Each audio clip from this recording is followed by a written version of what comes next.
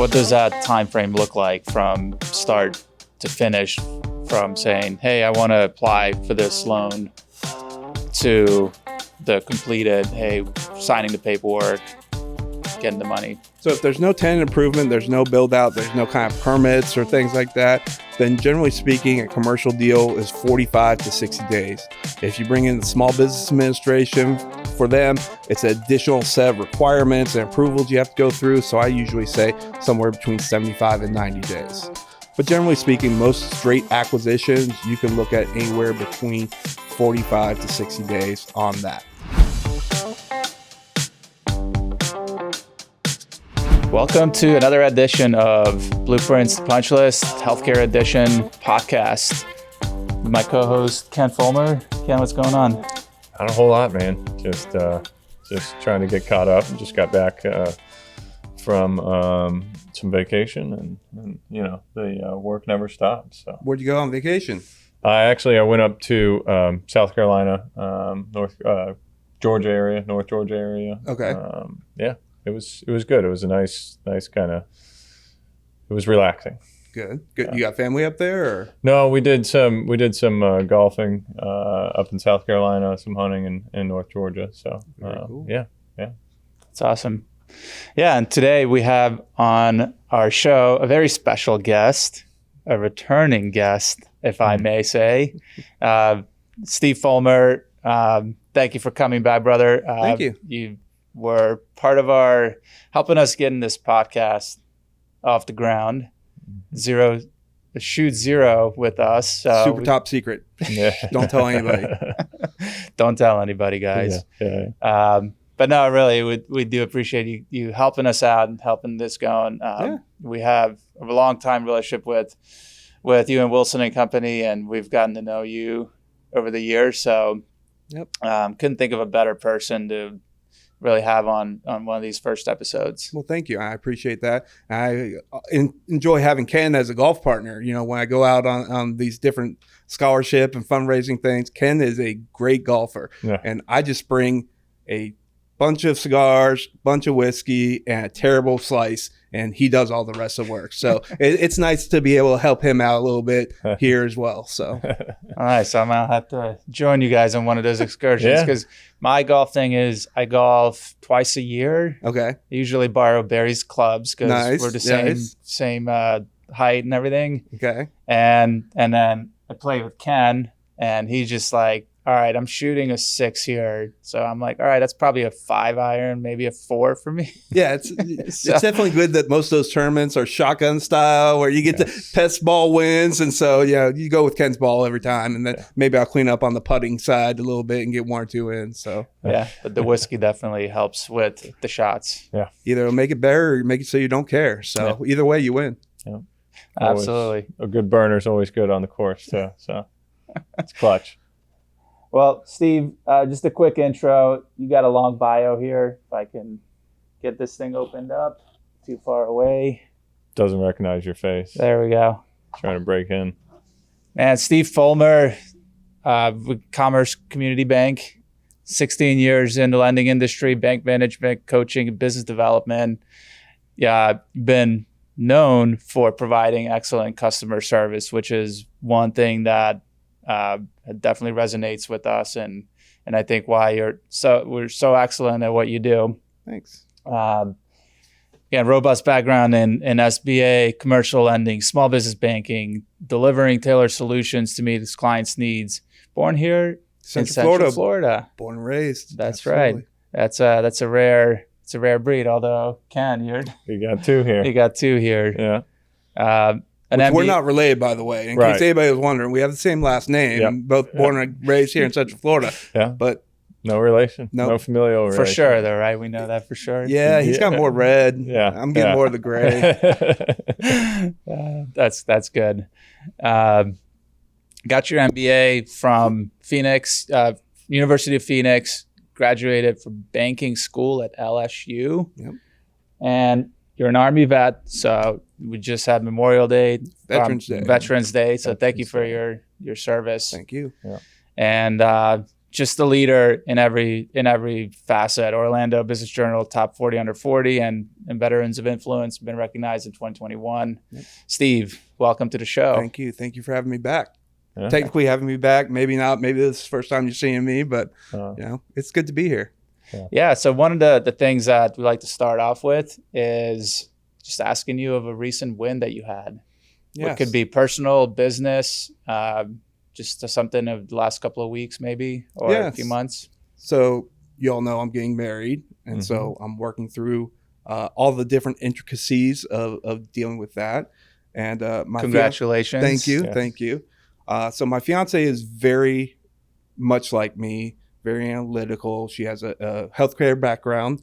She was over in a respiratory therapist at major hospitals and then just transitioned over into the education front. And so I like to think that we're very similar with our backgrounds, the way we go by things. But I guess it's sort of like my go with the flow attitude from the military and trusting other people, where she's just very much planning and trying to get things done. So we're working through the different vendors right now that we have. Over the weekend, it was a discussion about the DJ. And so the DJ has this laundry list, all different things that they're looking for.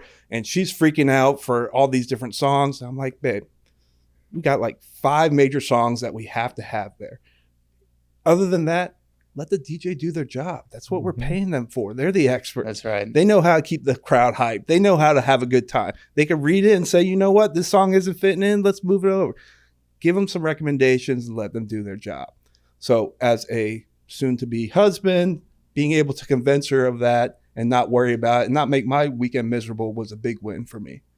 There you go. That's always a win. Quick question on that, and then we'll be right. Do you have a photographer? Or a videographer? I mean, are you planning on getting that? So we don't have a videographer. We do have a photographer. My fiance had one that she's followed since she was like in high school. That on Instagram, social media, loved this person. Really, really was excited to have her as our photographer. We booked them, months out. That photographer recently went to Europe, got some kind of debilitating leg injury that now she has to be in surgery. So again, it's one of those situations where it's like, oh God, my fiance's freaking out. She's like, who are we going to get?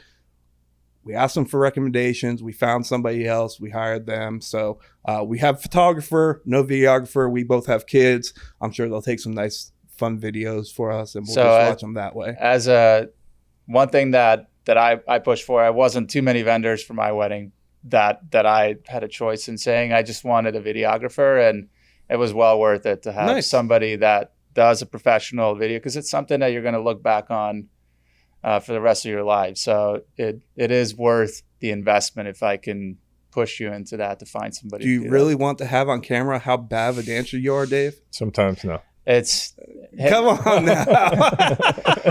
I've had my moments on camera. I can see you doing the Carlton in the dance floor. Oh yeah. Doesn't mean that the world has to see it. Okay. All right.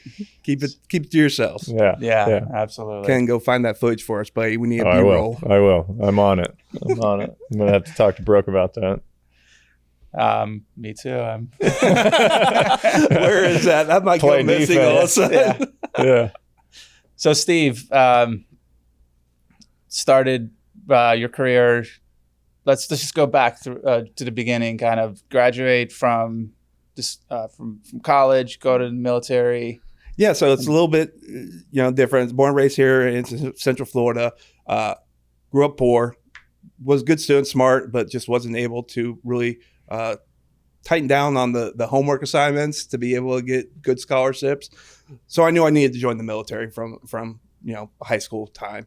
And so that's what I was working for. So I went directly out of high school. I actually graduated a semester early than I was supposed to, and joined the military.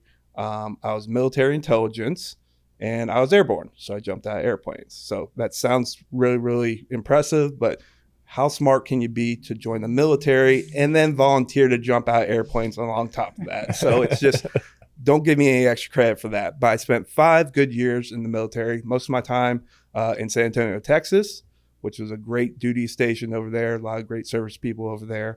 And then got out of the service, came back here to Central Florida. And my first job actually was in telemarket management. So I was that guy that was calling you up while you were trying to have dinner with your wife and your kids.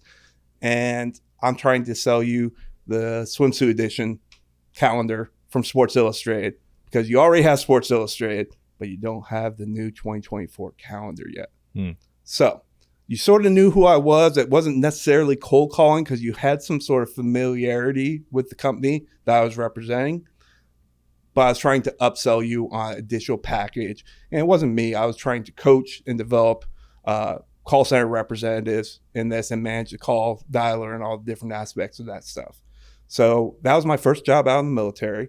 And my ex-wife was a banker. And we went to a Christmas party, and I sat next to her branch manager, and we got talking, and she knew me from our interactions before this Christmas party. And she was like, hey, have you ever thought about being a banker? And I looked her square in the eyes, and I said, I can never be a banker. I'm a people person.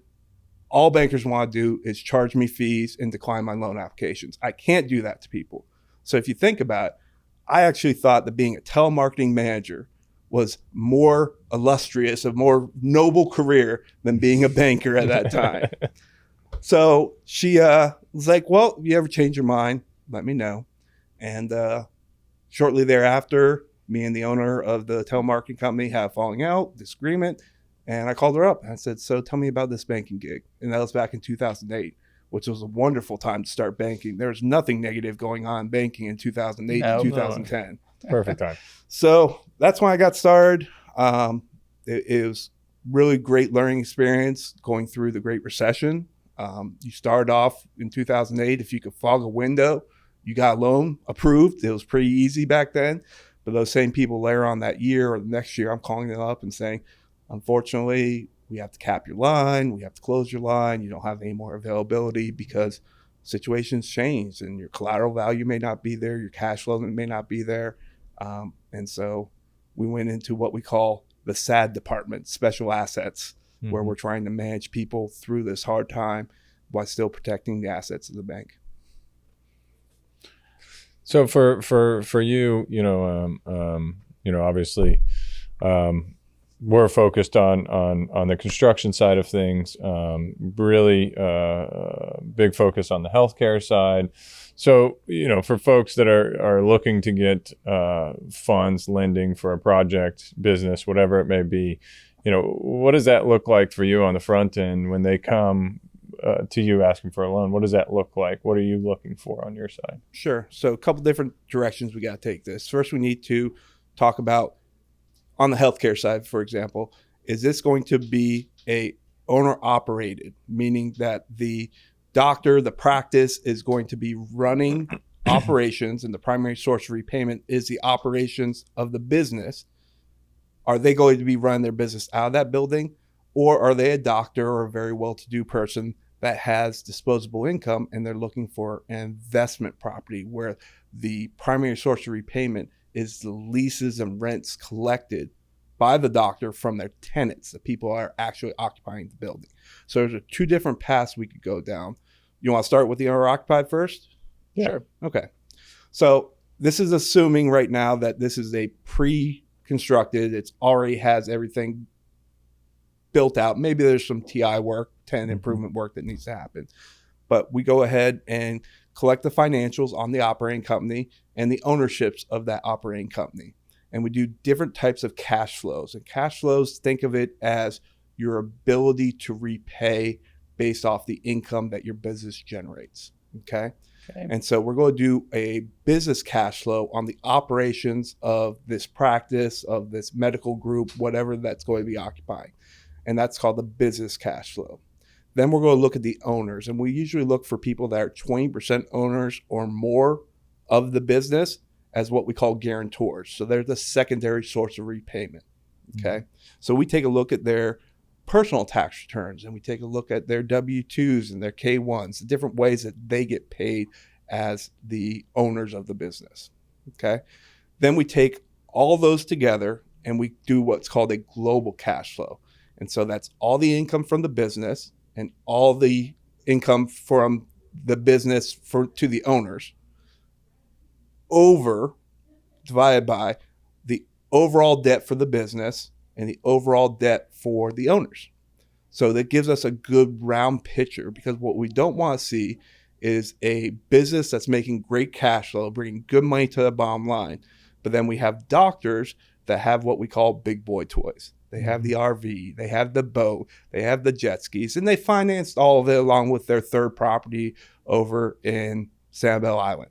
Mm-hmm. So if they are over leveraged on the personal side, they may have to drain that business of cash flow. And we don't want to see that. We want to make sure that the business is self-reliant, that it's able to pay its debts, and not necessarily have to prop up this business owner that may be living beyond their means. So we take a look at all that. That gives us a cash flow for the business. And then we see if they can afford the amount of debt that they're looking for on the building. And you never finance 100%. You always want skin in the game. So generally for owner occupied, you're looking at 80% of financing. So they're putting 20% down. Got it. And so, the other side of that, right, is for an investment property that they're looking at. Now, kind of what are the differences there? What are you looking for there? More so performance on the asset, cost associated with it. What are? Sure. So instead of an operating company to analyze, we're really analyzing the leases and rents that are paying for the occupancy of that building. That's our primary source of repayment. Now, some can argue that there's a value opportunity because maybe the rents are low from the previous owner, and so this doctor group wants to buy in and raise up rents or do improvements to the building. Maybe it's a C-class building right now where it has a lot of deferred maintenance, and so the tenants aren't willing to pay as much. So they're going to come in and inject capital to fix this building up, use you all as a general contractor to do that tenant improvement, and now it's worth more and they can collect more off of it. So even if it doesn't necessarily cash flow right now, we look at that, we talk to the borrower about their plans of how they plan on stabilizing it or increasing the value. And then again, we're looking at their personal side as well to see, do they have the wherewithal to be able to do that equity injection? Can they put money into this building to improve it? Can they sustain their lifestyle with knowing that this particular investment may not throw off cash flow, sufficient money to pay for the debt right now, but they have a plan to get to that place? And so the time that it takes from, like, let's say somebody is coming to you for either one of these scenarios, what does that time frame look like from start to finish, from saying, hey, I want to apply for this loan, to the completed, hey, signing the paperwork, getting the money? So if there's no tenant improvement, there's no build out, there's no kind of permits or things like that, then generally speaking, a commercial deal is 45 to 60 days. If you bring in the Small Business Administration, for them, it's an additional set of requirements and approvals you have to go through. So I usually say somewhere between 75 and 90 days. But generally speaking, most straight acquisitions, you can look at anywhere between 45 to 60 days on that. Now, where it gets a little bit harder is when you have a construction project, you have tenant improvements, because we need to factor in those improvements not only into the cash flow that we just talked about, but also to the appraised value. So we'll get appraisal on the building, and we'll have a as-is appraisal, meaning as it stands today without any improvements and the current cash flows, and then a as-completed appraisal, which is going to say, now that it has these improvements, this is what it could be throwing off in cash flow. We need to have plans, specs, drawings, cost estimates from the architect, the engineers, the general contractor to be able to get accurate appraisal of what that would look like as completed, to again make sure that the borrower, that doctor group, is not throwing good money to bad money and not being able to get it to where they need it to be, and ultimately not being an investment but be a liability. And you bring up cost estimates, right? I know in our world that's a big sticking point, right? Yeah. A lot of the decisions are made surrounding cost, not all, but a lot. And obviously those costs can fluctuate. Like we saw back in 2020, large fluctuations. Absolutely. how do you guys deal with that, right? Obviously, in a perfect world, everything's kind of lined up to where, you move forward with the construction costs stay the same. There's no real, or at least not too much increase. So kind of what are your guys' fail safes or procedures to mitigate that risk? Yeah, so it's multi-level. So first off, it's whether or not it's a bid versus a contract. So you all know the difference, obviously. A bid, you may not necessarily have all your subcontractors really dialed in.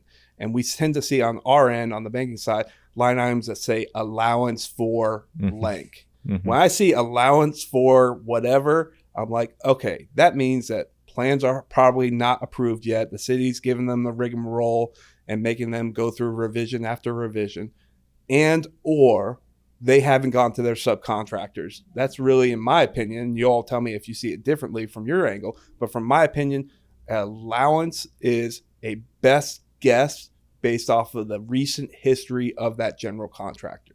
Absolutely. Yeah, that's pretty right on. Okay. And the challenge becomes when you're dealing with somebody that is trying to get a loan and then trying to get a budget for that loan. Right. Is oftentimes you want to see if you can buy that building first before you invest the money in your design fees and your other consultants. And so we are able to make best guess. What comes first, the chicken or the right. egg? Do you get the loan or do you get the project costs nailed down? Yeah. And I think for our medical clients, it does tend to be a little bit different because especially some of the groups that we're working with, just because they already know what they want. Sure. Right. So going in, they know the finishes, they know what the end product is. So it's really just fitting it into the space. But for a new, or for somebody that's newer in the space, that's when it becomes a challenge. Like, right. How do I balance the budget to where I can afford it, but still get the finishes and what I want? Yeah. Sometimes it's a give take, right? Yeah. We got to start somewhere. So let's say we have this budget and I see allowances on here. I know that the final plans are not in there. The borrower has gone through and gotten their 3 quotes and they feel most comfortable with this budget and this GC based off of whatever due diligence they've done. And we discussed due diligence on contractors as a different episode. But we take that in because we know that you all as contractors are also trying to make sure that you're not wasting your time on somebody that you can't actually get a project off the ground with. So within those, we understand there's going to be allowances. We also look for contingency. Right now, our rule of thumb in the finance world is about 8 to 10% of hard costs of the project should be a contingency line item for those change orders, for those allowances that you hope is going to be in that range, but could go over. Is that sort of what you all do as well? Yeah, I mean, we have some of our national healthcare clients have kind of set in stone standards for their contingency, where we kind of go as little as 5%, but we're talking $1, $3, $5 million projects there. So 5% is a different beast at that point in time. But typically, yeah, you're absolutely correct. We would feel most comfortable in that 8 to 10% range, right? Because there is a lot of unknowns, and especially at that point in time in the process, especially if we don't have final plans, right. You don't have city permits yet. Right. Things can change. The tricky part, though, with putting contingencies in, especially if it's not discussed or they don't know that the lender is going to be asking for that, is now that's thrown off the budget. Let's say it's $1 million project. Now you're adding $100,000 in, right, as a contingency line item, which they should be thinking about that. But when you see it on paper, it's I'm a sure whole some different conversation. First-time construction owners, people that are doing construction projects for the first time, they may just be looking at that bottom line. So you all may be up against someone that didn't put in a contingency. Exactly. And versus yours that doing the proper thing on behalf of the client saying, hey, we don't know what we don't know yet, so let's put this number in here. Theoretically, it can knock you all out of the bidding situation because they just see the bottom line number. 1 or 2% can swing a bid either way. I mean, it's some of these projects are bid so competitively that literally it's $1 a square foot makes a difference of winning it or not. Yeah. So after we get those and we feel comfortable that this is a good bid, I don't have the skill set to review architectural plans, engineering, mechanical engineering, plumbing, all those different things. So we send it off to a third party general contractor that goes ahead and works strictly with financial institutions to do what we call plan and cost review. So again, we don't know that you all as GCs have looked at everything in there and have everything properly allocated. So we get a second set of eyes outside of the people that are bidding to say, based off of these plans and this budget, it looks like this is a feasible project that can come in around this cost for what the plans are showing right now. And that's sort of our reassurance that our biggest risk at the bank at any given time is a construction project, because there's so much you can't control between the closing date and when they occupy the building. And so during that whole time, we put our faith in you all as general contractors to get those things done. But this is a way that we do checks and balances to be able to make sure that we're comfortable with what we're seeing as far as a cost for what they're looking to do. Got it. What happened? Just kind of take us back through COVID times. Just a little bit. Do we have to? We all like to forget about that, huh? Oh, yeah. Because how does, and maybe that's an extreme example is why I bring that up, and then Sure. we can kind of tone it back to where we are today. But what were you guys seeing? Because you had chaos, anarchy, absolute. Just there's very few times, even in a very experienced builder and experienced borrower group that's done constructions, that everything comes in on plan, on budget, on time. Stuff happens. We live in Florida. How many days are you losing due to rain? So COVID, the world shut down. I didn't shut down. I was doing PPP loans for every business in the country. But besides that, the world shut down. Manufacturers, suppliers. All of a sudden, I remember working on a job with you all, and when your HVAC team went down, subcontractors, because one guy got COVID, the whole team had to be quarantined. So it was change orders because there was cost overruns. You couldn't find electrical panels. You couldn't find air conditioning units. For a long time, you couldn't get trusses in. So it was delay, cost increase, and that's why I'm so adamant. I think that it's the best way to go about doing things is making sure you have contingencies in there. If you, as a GC, says it's going to be 12 months to complete this project, I'm going to give you 15 months to complete the project, because I can't control and you can't control those kind of things. And we got to give you time to get the project done right versus saying, hey, your 12 months is up. We need to have this occupied. It's just not going to work. We have to be able to be flexible with you all and make sure that the right product gets done. All right, and for you guys, I mean, as well as the business, but also for you as the lender, right? I look at the lender as one of the largest stakeholders in the business, right? It's, at least for me, you don't really put the pieces together, right? That, the cost is the cost. And if surprises come up, there's not really an option to just say, no, we won't do that, because you've got to get open. You've got to get operational to get the debt paid back, to get the cash flow. And schedule is a big piece of that. Yep, absolutely. And we have a whole separate set of regulatory bodies that manage all financial institutions, whether it's the FDIC, the NCUA, the OCC, the state of Florida. I mean, there's a laundry list of people out there. And we have things that we have to abide by as well when it comes to leverage, when it comes down to how much we allocate towards a specific project, an asset type, a borrower. There's a lot. So we have to make sure that it fits within our comfort level and that we have that flexibility in case something happens, because we do have a whole nother set that will bore the living daylights out of you all of things that go off in the background as a financial institution that you all will never see as the GCs or the owners. It's good to have that checks and balances. Yeah. I mean, especially when you're dealing with that kind of money. When you go back to 2008, we talked about, what started off in the Great Recession. The first thing that we got as financial institutions, as bankers, the keys to raw land, undeveloped, construction projects. The GC went off to Reno and took all the money that from that draw and didn't pay his subcontractors, and then investment properties. You know what? I'm not going to lose my home, but this property that's no longer occupied with a tenant that was paying but now can't, well, if they're not paying me, I can't pay you, Mr. Banker, so here's the keys. So that's where we put up our caution flags and try to be really, really good on our due diligence on the front end, because just like Ken said, once a project starts, we're committed.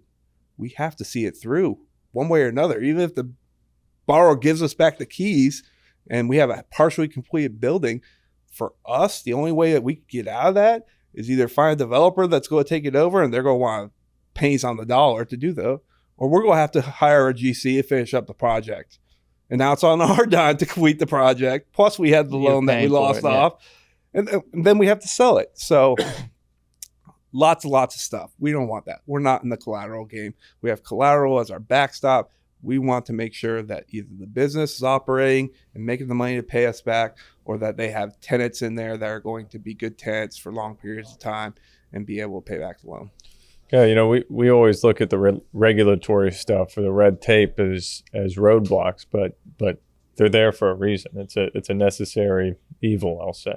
I like to say that, you know, when you sign your residential mortgage for the first time or a commercial mortgage, you got a stack of paperwork. Okay, that stack of paperwork is because somebody before you messed up. And so the lawyers got smart and said, well, let's add in this piece of paper that says, if you do this, we have the right to do that.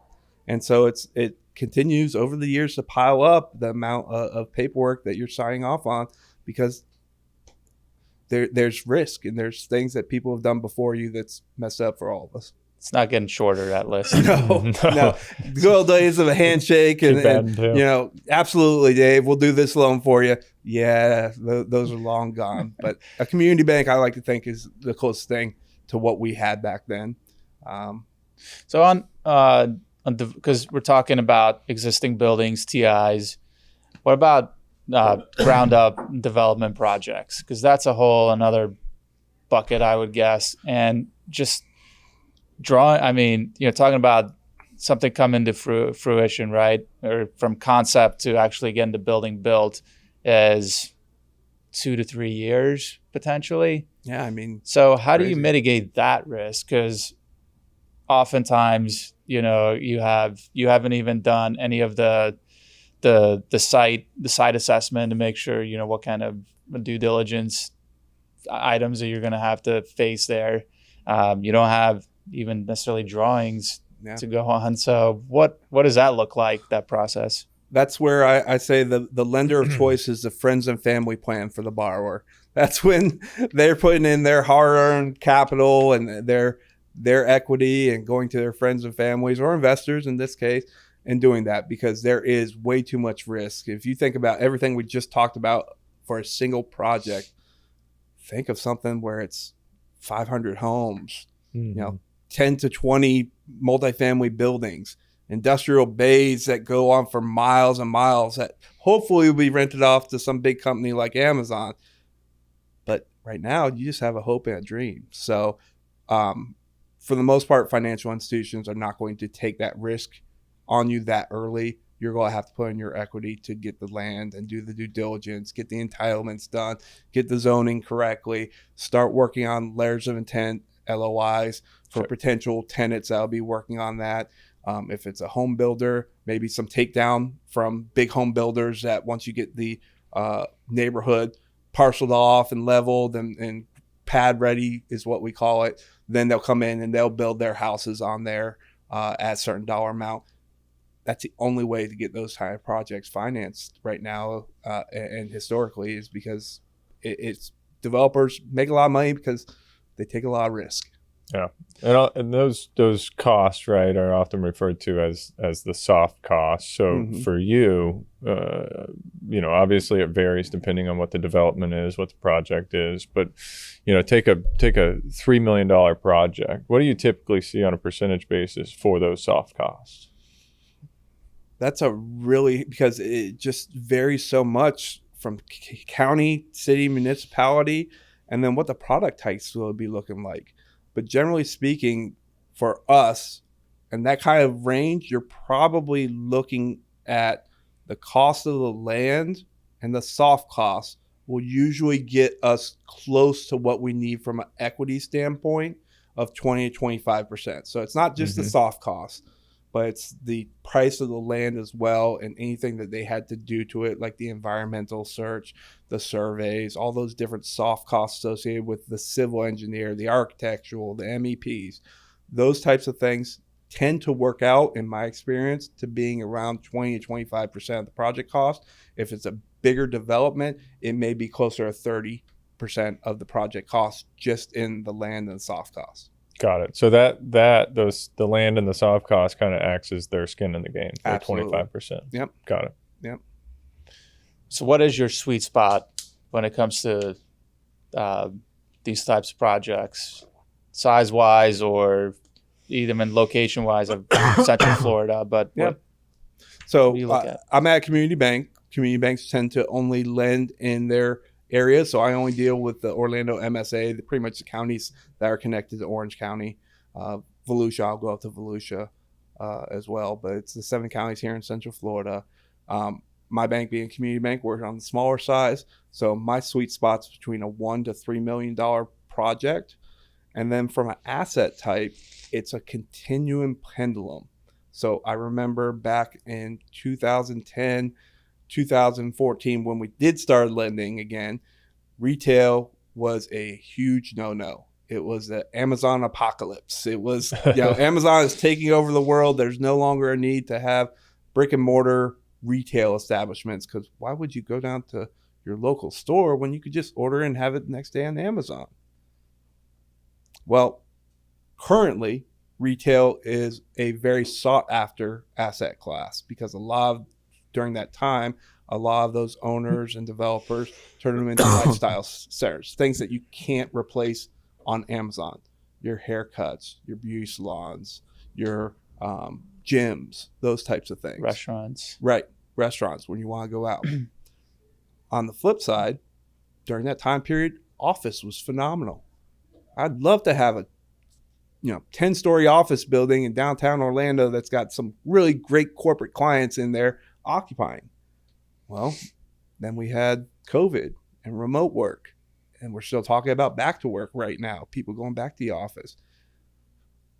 Office is one of those asset classes that a lot of lenders are shying away from, because we don't know where the bottom is yet, and why we think valuations have come down tremendously.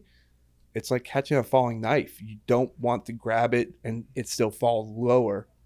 You want to be on the bottom end, so you know where your bottom risk is, and hopefully you have appreciation from there. It comes with ebbs and flows. Obviously, love medical. Medical office space is not going to go anywhere. You can't replace it with Amazon. And generally, you have owners and guarantors that have good assets behind them personally and good cash flows. Awesome. So I'm going to ask you.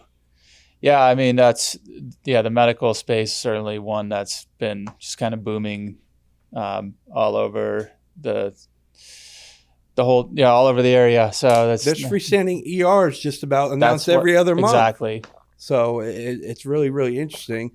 But again, those come from, right now, at least here in Central Florida, the major hospital systems, and they're not coming to my little community bank for that loan. And that project exceeds my $3 million really ideal size situation. So either they're paying out cash, or they have some big bankers up in Wall Street that have bigger pockets than I do to get those done.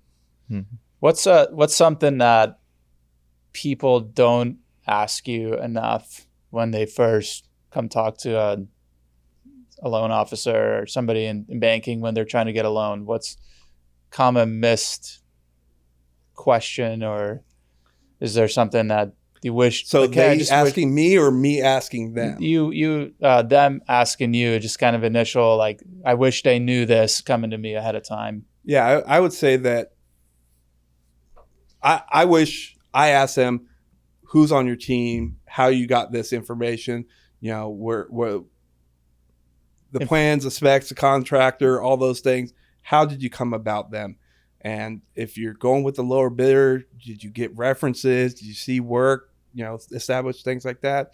On the flip side, what I wish that they would think about on my side is that, similar to what you're saying, is I know what I need to allocate for as far as a risk profile. And so if I give you a quote, or we call it a term sheet in the banking world, I'm saying based off of what I've seen similar without necessarily having all the information yet, just like you all as GCs. And so I'm smart enough to know what I don't know and to put that into a variable.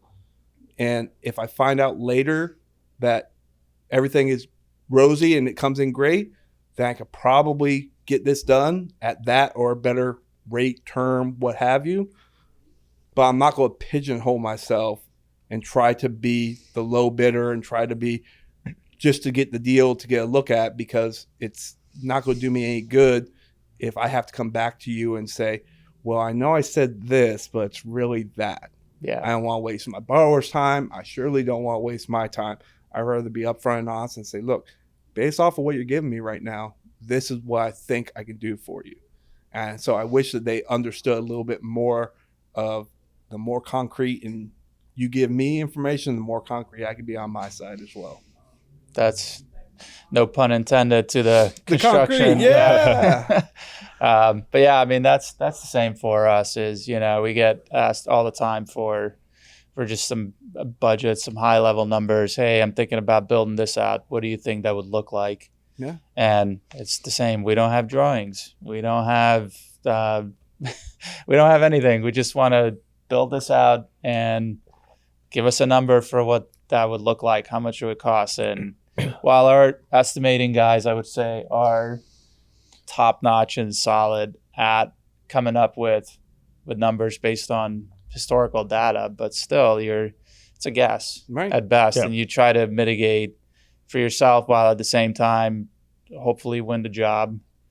But sometimes the best jobs are the ones that you don't get.